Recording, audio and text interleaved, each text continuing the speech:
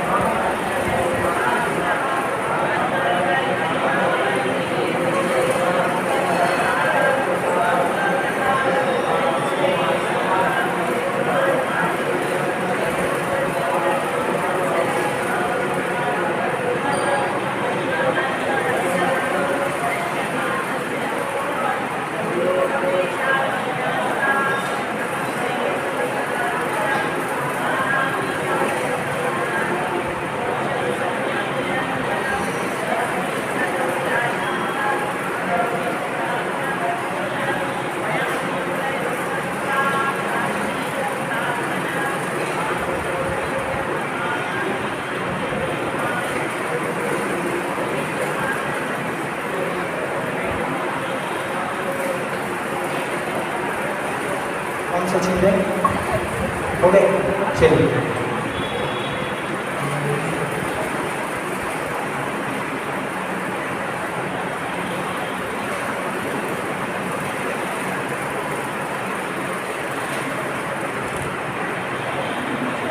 हमने कल देखा था कि निमित्त मात्र अन्य वस्तु को परवस्तु में जो बदलने का कारण है वो उपादान शक्ति है। निमित्त मात्र कारण है। निमित्त हमेशा याद रखना, निमित्त कुछ करता नहीं है और निमित्त के बिना कुछ होता नहीं है। भगवान कुछ करते नहीं हैं, भगवान के बिना कुछ होता नहीं है। तो ये सारी चीज़ें हमारे चिंतन में रहें कि निमित्त पर वस्तु है, आचार्य श्री निमित्त हैं, कल्याण हमें करना है। पर वस्तु मात्र निमित्त हो सकती है, वो हमें ना कुछ दे सकती है ना हम उससे कुछ ले सकते हैं। करना किसको है? सब हमें करना है। अब शिष्य पुनः प्रश्न करता है कि भगवान अब उस आत्मा का अभ्यास कैसे करें, आत्मचिंतन की ओर कैसे बढ़ें? तो आचार्य महाराज बता रहे हैं, आभवच्चित्त विक्षेप आभवच्चित्त विक्षेप एकान्ते तत्व संस्थितः एकान्ते तत्व संस्थितः अभ्यस्येदभियोगेन अभ्यस्येदभियोगेन अभ्यस्येदभियोगेन योगी तत्त्वं निजात्मनः योगी तत्त्वं निजात्मनः। बोले सभी। आभवच्चित्त विक्षेप एकान्ते तत्व संस्थितः अभ्यस्येदभियोगेन योगी तत्त्वं निजात्मनः। आभवच्चित्त विक्षेप एकान्ते तत्त्वसंस्थितः अभ्यस्येन वियोगेन योगी तत्त्वं निजात्मनः आभवच्चित्तविक्षेप एतत्त्वसंस्थितः अभ्यस्येन वियोगेन योगी तत्त्वं निजात्मनः। कह रहे हैं अगर आत्मा का चिंतन करना है, अपनी आत्मा तक पहुंचना है तो आभवत मतलब कर लीजिए।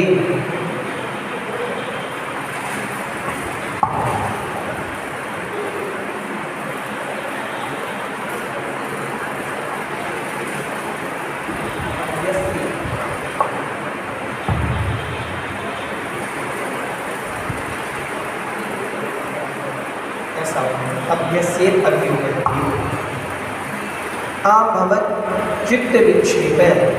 आभवत मतलब ना करके, क्या ना करके, चित्त के विक्षेप को, चित्त मतलब मन में, विक्षेप मतलब छोड़ को। आभवत यहाँ से जो चा है ये ता बन जाएगा, संधि विच्छेद होगा तो आभवत चित्त विक्षेप। और ये भी संधि अलग होगी तो विक्षेप यहाँ पर विसर्ग आ जाएगा, विक्षेप बन जाएगा। तो आभवत मतलब ना करके, क्या नहीं करके, चित्त विक्षेप। चित्त मतलब मन के, मन में विक्षेप मतलब होता है क्षोभ, क्रोध, कसाय। विक्षेप मतलब होता है क्षोभ। क्षोभ लगभग कषाय का पर्याय, क्रोध का पर्यायवाची है। मन में जो विकल्प हैं उन विकल्पों का पर्यायवाची है क्षोभ। तो मन में विकल्पों को, क्षोभ को, क्रोध आदि कसायों को ना करके, ठीक, एकांते, एकांत स्थान में, तत्व संस्थिता, तत्व में स्थित हो जा। आभवत मतलब ना करके, मन में क्षोभ आदि को ना करके, एकांत स्थान में तत्व में स्थित हो जा।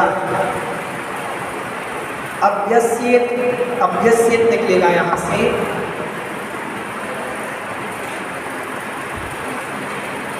अभ्यस्येत और प्लस अभियोगेन।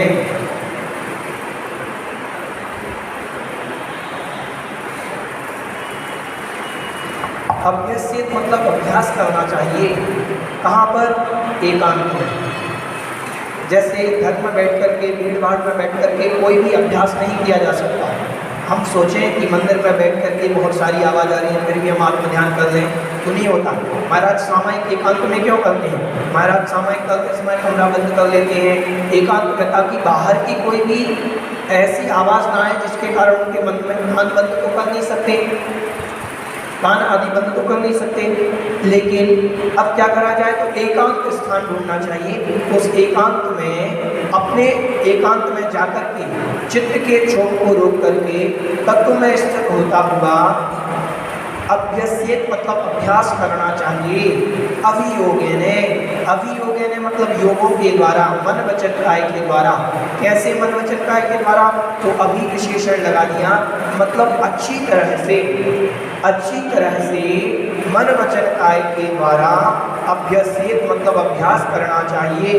योगी मतलब योगी जन, ऐसे तत्व संस्कृत योगी जन निजात्मनः तत्वम अभ्यस्येत, अपनी आत्मा के तत्व का अभ्यास करते हैं। समझ में आया? योगी आत्मा का अभ्यास, साधु आत्मा का अभ्यास कहाँ करते हैं? आत्मा जो जीव है, जो योगी है, जो मुनिराज है, वह मुनिराज अपनी आत्मा के तत्व का अभ्यास करते हैं मन वचन काय की सरलता से, या मन वचन काय को सरल बना करके एकांत स्थान में। वह कैसे है योगी? तो तत्व में स्थित रहने वाले हैं और अपने चित्त को, चित्त के विक्षेप को, मतलब चित्त में जो क्षोभ क्रोध आदि कसाए हैं उन्होंने जिनको दूर कर दिया है या उनसे दूर होकर के जो ऐसा एकांत स्थान में तत्व चिंतन करते हैं, ऐसा उनको अभ्यास करना चाहिए। समझ में आया? बिना अभ्यास के कोई भी वस्तु प्राप्त नहीं होती। आत्म तत्व की प्राप्ति के लिए भी अभ्यास की आवश्यकता होती है। अपन ने देखा होगा जैसे कोई कोई बालक होते हैं 2-3 वर्ष की उम्र से उनको इतने टैलेंटेड होते हैं, वो म्यूजिक का सारा ज्ञान रखते हैं, बहुत सारा ज्ञान होता है इनको। क्या है ये इतना कहाँ से सीखा तो है ही नहीं अभी, फिर 3 वर्ष की उम्र में इतना ज्ञान कहाँ से हो गया? तो 3 वर्ष की उम्र में ज्ञान होने का कारण है पूर्व भवों में बहुत अभ्यास रहा इनका, और वो अभ्यास अभी तक संस्कार उसकी आत्मा में बने हैं, जिसके कारण वो 3 वर्ष की उम्र में बिना सीखे ही उतना ज्ञान रख लेगा। ऐसे ही साधु बनने के लिए भी अभ्यास की आवश्यकता होती है। अगर हम पूर्व भाव में साधु नहीं बने तो उत्कृष्ट साधु नहीं बन पाएंगे। मान लो इस भाव में हम पहली बार बन रहे, तो पहली बार बनने पर वो साधना नहीं हो पाती कभी कभी, उसमें भी साधु बनने का कम से कम अभ्यास होना चाहिए। जैसे आचार्य श्री आदि साधु हैं, तो ये साधु पूर्व भाव में कई बार साधु बने हैं, तब तो इस भाव में ये उत्कृष्ट से उत्कृष्ट साधना कर पा रहे हैं। तो अभ्यास की आवश्यकता होती है। अब अभ्यास के बाद अपनी आत्म तत्व का भी अभ्यास करना होता है। ऐसे ही आत्मा नहीं प्राप्त हो जाती, ऐसे ही केवल ज्ञान की प्राप्ति नहीं होती। उस केवल ज्ञान की प्राप्ति के लिए बार बार एकांत स्थान में जाकर के आत्मा का ध्यान करना पड़ता है, आत्मा तक पहुँचने का प्रयास करना पड़ता है। तो बिना अभ्यास के कोई भी वस्तु प्राप्त नहीं होती। तो अभ्यास करना बहुत आवश्यक है। समझ में आया? बार बार उसको दोहराना आवश्यक है। जब तक दोहराएंगे नहीं, दोहराने का नाम ही अभ्यास है, तो जब तक उसको दोहराएंगे नहीं वो वस्तु हमें प्राप्त नहीं होगी। तो साधुओं से कहा जा रहा है, आचार्य महाराज कह रहे हैं कि अगर आपको आत्म तत्व की प्राप्ति करनी है, आत्मा का चिंतन करना है, तो चित्त के विक्षेप को दूर करके तत्व में स्थित होता हुआ कोई योगी एकांत स्थान में जाकर के मन वचन काया की सरलता के द्वारा निजात्म तत्व का अभ्यास करे, ऐसा समझे। समझ में आ गया?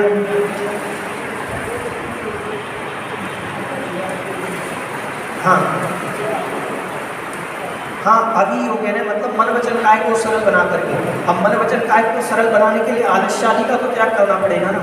मन वचन काय के सरल अभी हो गए ना, मतलब उन्होंने यही ले लिया, योग मतलब होते हैं मन वचन काय। ठीक है, तो मन वचन काय को एकाग्र बना लेना, एक सरल बना लेना, मतलब आलस्य नहीं लेना उन्हें, ये भाव होगा उसका। ठीक है, चलिए। बोधि समाधि परिणाम शुद्धि स्वात्मोपलब्धि शिव सौख सिद्धि चिंतामणि चिंतित वस्तुदाने मां वन्द्यमानस्य ममस्तु देवी। 9 बार क्रम होता है।